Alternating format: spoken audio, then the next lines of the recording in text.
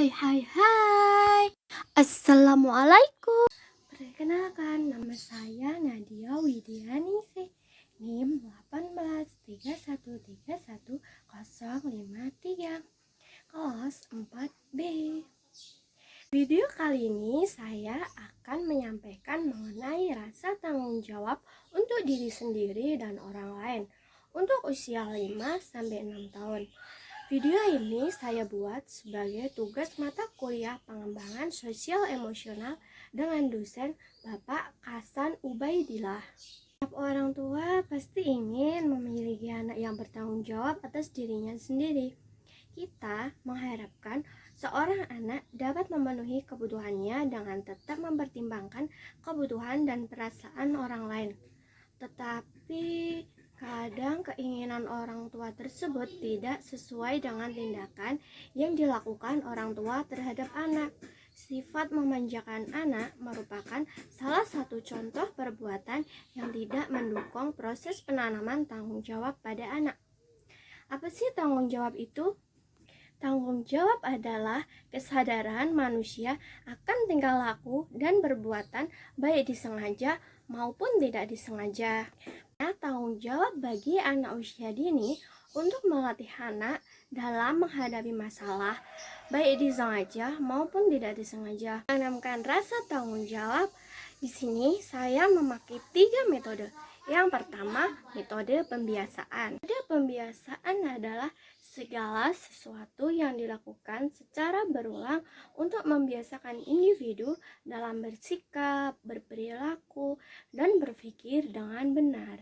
Contohnya seperti membereskan mainan. Anak dibiasakan setelah bermain membereskan mainannya.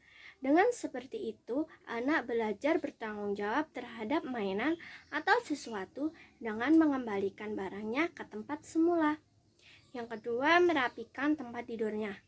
Anak dibiasakan setelah bangun tidur merapikan selimut, menata bantal, guling, dan membersihkan kamar.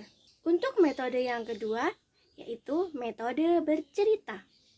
Dengan bercerita, anak dapat memahami sesuatu dengan mudah. Cerita untuk anak biasanya berisi nasihat, pesan moral, dan motivasi. Contoh cerita untuk menstimulasi tanggung jawab diri dan orang lain. Ani dan Benny sedang bermain bersama.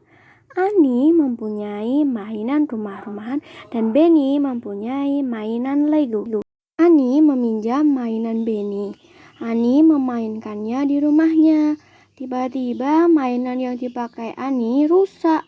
Ia menangis dengan menghampiri ibunya. Ibu, mainan Benny rusak.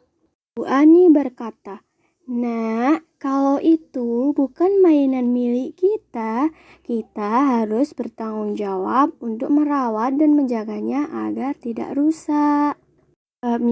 "Iya Bu, aku akan bertanggung jawab membenarkan mainan milik Benny ini. Besok mainannya dikembalikan ya Bu, besok akan aku kembalikan." Orang tua atau pendidik sebaiknya memberikan kesimpulan bagaimana akhir cerita tersebut dan menjelaskan nasihat yang terkandung di dalam cerita. Metode yang ketiga adalah metode bermain peran. Metode bermain peran adalah peranan atau memainkan peran dalam dramatisasi masalah sosial atau psikologi. Contohnya yaitu bermain jual beli. Ada yang jadi penjual dan ada yang jadi pembeli. Sebagai pendidik, memberikan tanggung jawab kepada penjual bagaimana sih cara melayani pembeli, apa yang harus diucapkan dalam melayaninya, dan bagaimana sih tingkah lakunya agar pembeli itu tertarik untuk membeli dagangan yang kita jual. Dapat melatih anak bertanggung jawab dalam menjalankan perannya sebagai penjual. Sebagai pembeli itu seharusnya jujur dalam membayar atau memberikan uang kepada penjual.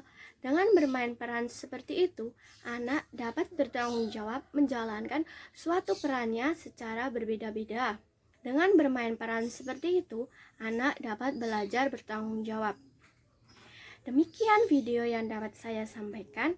Apabila ada salah kata dalam penyampaiannya, saya mohon maaf. Terima kasih. Wassalamualaikum warahmatullahi wabarakatuh.